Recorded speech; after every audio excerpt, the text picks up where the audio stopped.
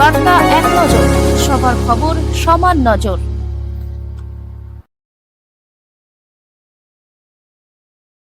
মালদা জেলা কার্নিভাল 2025 অনুষ্ঠিত হলো আজ সন্ধ্যায়।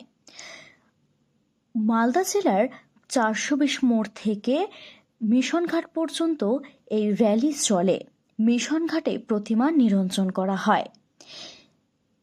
অপ্রীতিকর ঘটনা এড়াতে মোতায়েন করা হয়েছে বিশাল পুলিশ বাহিনী। এই র্যালিতে দেখা যায় বাউল শিল্পীর সঙ্গীত, এছাড়াও ছৌ নাচ, ধুনুচি নাচ দেখতে পাওয়া যায়।